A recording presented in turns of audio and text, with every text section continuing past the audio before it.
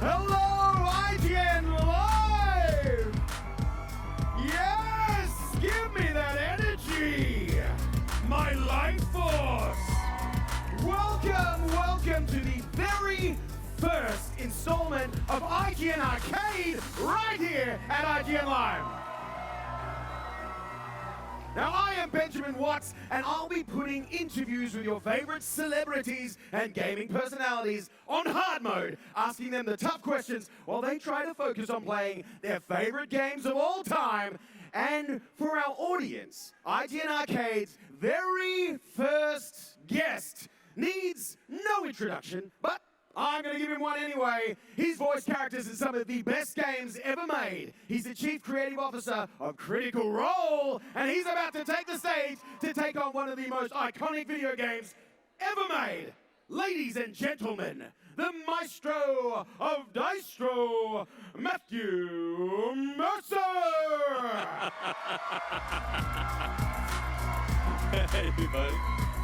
Good to see you, man. Matthew, look at it! They love you. All right. You don't know what we're about to play. I have no idea. Are you excited? I know the games that you like, and I think I found something you will quite enjoy. Okay. I'm excited to find out. All right. Let's show the people what we're playing.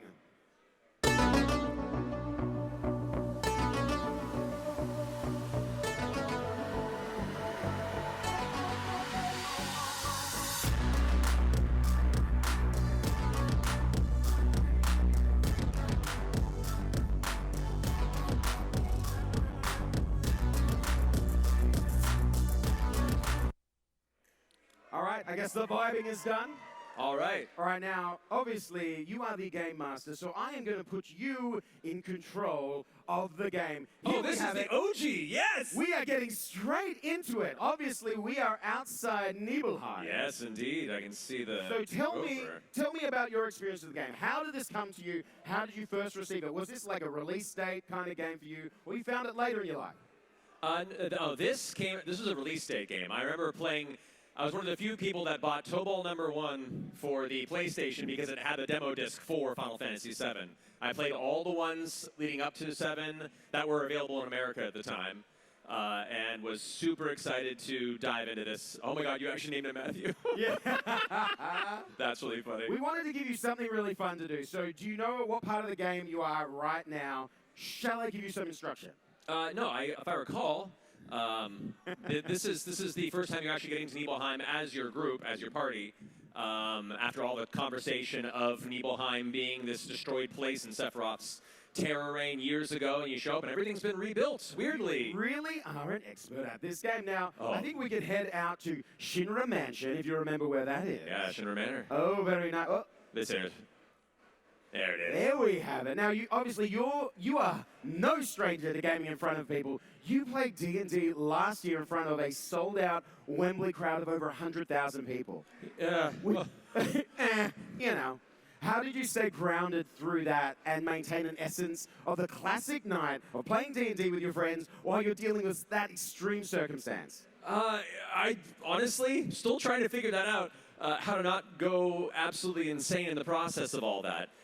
Part of it is none of this makes sense to us. it shouldn't be the way things are, but also somehow we've had the grace and the from the world and the joy of our audience to come along with us in these adventures, and I'm grateful that we get to do what we do, and I assume that it'll all just go away tomorrow, because that's a very healthy standpoint for a creator to have. Otherwise, you rest on your laurels and don't continue to improve. So you appreciate what you have, work hard when you can, and yeah. I love it. Now, the Legend of Vox Machina adapts some story arcs from Critical Role's campaigns. Does knowing like your campaigns are at any given point essentially serving as a story development on the animated series ever distract from playing the game in real time? No, it's more of like the experience of going and making this animated series and getting to do it collaboratively with the rest of the group is its own secondary job, of course. But it's I don't know, it all kind of works together to create this wild experience where we get to play at the table as friends. We get to just make up stuff and be really silly and really invested in this weird world that we're enjoying. And then getting to collaborate with incredible creators and animators to recreate these worlds and flesh them out and bring them to an audience that likely wouldn't have the time to enjoy our 3-4 hour streams. I think they would. I think they would enjoy that no matter what. Now, you've created such a fun fan base with the Critical Role community, but I'm curious, like any fan base can sometimes be good, sometimes turn on you if you don't get the details just right. So if you screw up lore in a private game, obviously you're fine. But do you ever find, like, with Critical Role fans, they get upset if there's something that maybe there's just something overlooked, maybe there's a mistake, and have you ever had to actually address the mistake that they caught to adjust canon? No, I mean, I've definitely heard a lot of people having complaints about missed rules in the mind or, misinterpretations of things, and that's fair. I am a flawed person, and when you're in the moment, you kind of make calls based on memory, and not everything carries over. But we all, as long as everyone at the table's having fun and you're all in the same place, it's all that really matters. So sometimes people are right, and I acknowledge, like, no, you're right. I'll remember that rule change for the future. Sometimes they're very fervent, and they're wrong, and I get to just look at them and go, actually, check out this page and see really what the rules are. But no, it's it just means people are passionate, and that's not a bad thing. Okay, where have we wandered off to? I love it. Now, I want to get you into a boss battle. Yeah. So let's head upstairs. I want you. Oh, we have to find out what happened with Sephiroth and him reading about the books. Okay, I don't know what time we have. Literally, you told me this right as I get into a cutscene. You're like, no, we need to talk to Sephiroth. Here we go. That's all good. We'll get it. Now, one of the D&D characters we know is very close to your heart is Vecna. Now, you actually, obviously, you just debuted in Dead of Daylight voicing Vecna. Yeah. What do you find to be the scariest thing about that character? I mean, when I was young and first got into like D&D and role-playing games, Vecna was one of those archetypical villains that was so ancient and powerful to a degree where their evil confidence was just continuous. And getting to play in that space as a kid, I fell in love with that idea as a villain that was truly terrifying. And so getting the opportunity to bring him into our first campaign when we were playing in our first stream was a really, really cool kind of love letter that I made to that aspect of my history, but also, I can't talk to him yet. But now being able to like play him in Dead by Daylight, being able to bring him to life was just a huge nerd full circle for me. It was one of those moments of being asked to take this part of my youth and part of our creation of Critical Role and now bring it to life in a very intentionally terrifying medium where people now have to flee from my voice or be killed horribly, which, I guess is a kind of goal in video games. I want to specify in safe video game environments. Now, Vecna is obviously, he's having a renaissance, a Vecna-sance, if you will. A Vecna-sance. Do you think, like, obviously, we're looking at Dead by Daylight. We've got Stranger Things as well. Do you think there's been a net positive effect on the D&D community through the kind of the new public Stranger Things excitement? Oh, yeah. Tremendously. Well, here's the thing.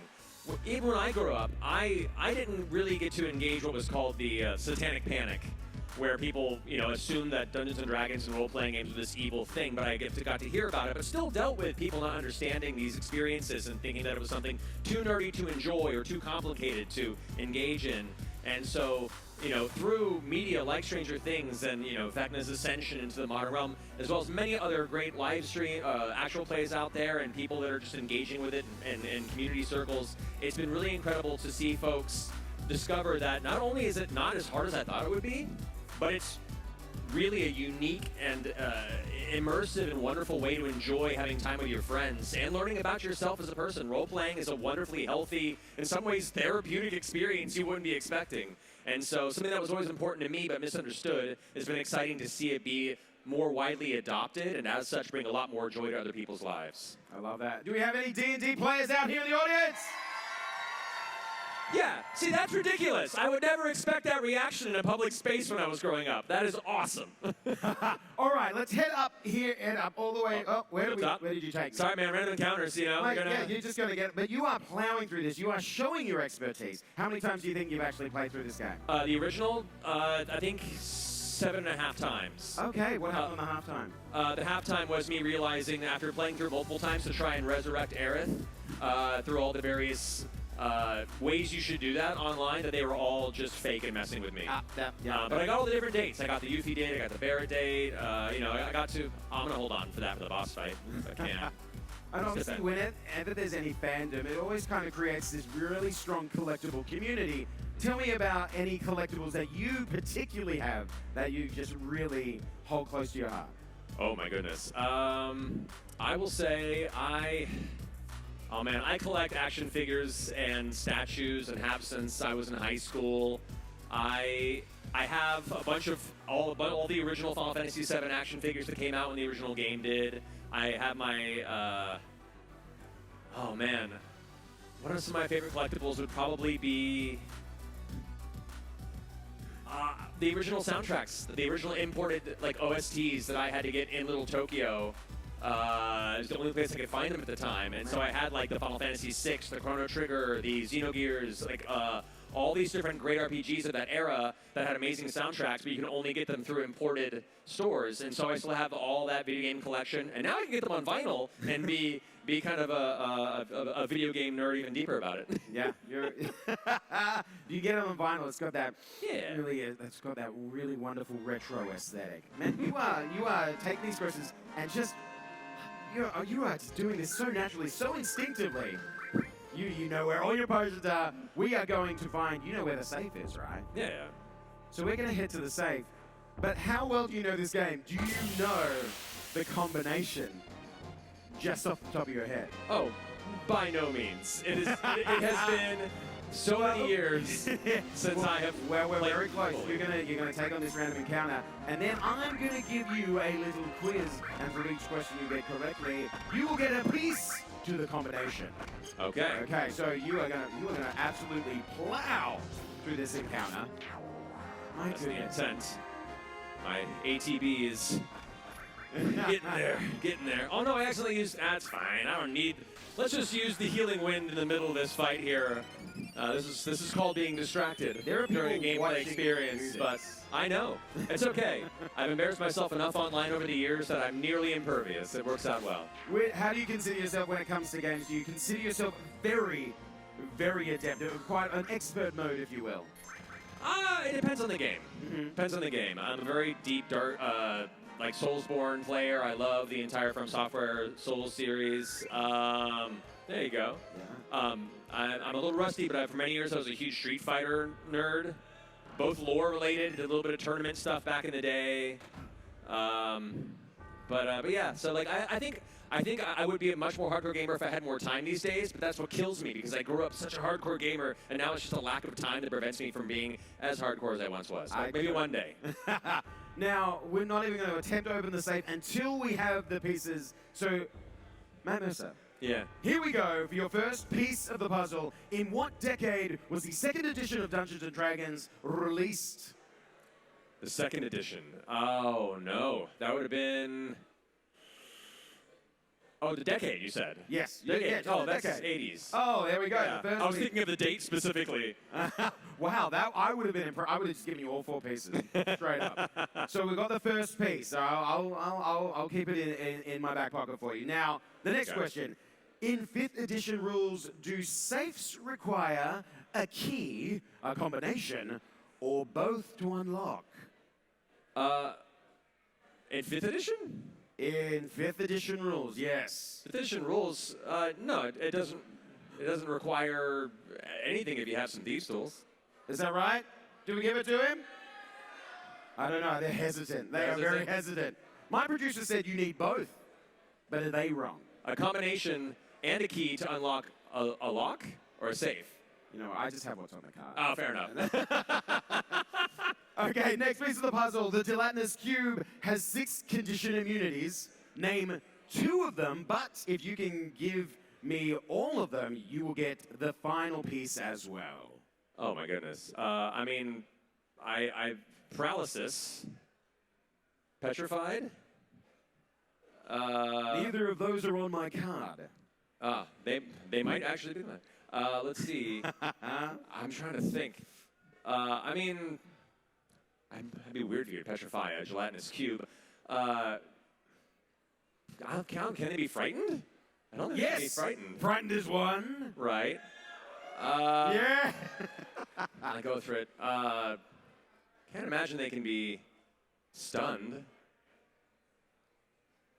All right, it's blinded, charmed, deft, exhausted. God, we gotta get through this. I know, I'm sorry. That's fun. Okay, so I'm gonna give you all pieces. It's gonna be right 36. Let's get into it. Let's unlock this. All right. All right, here's open this safe. Gonna right 36, left 10. 36, left 10. Where's the confirmation? Right 59. I don't think it's gonna work out. Ooh, okay, that's okay, that's all okay, right. that's okay, that's okay. You're putting a lot of pressure on the man. Can't do the confirmation. Sorry. Right 36. Right 36. Left 10.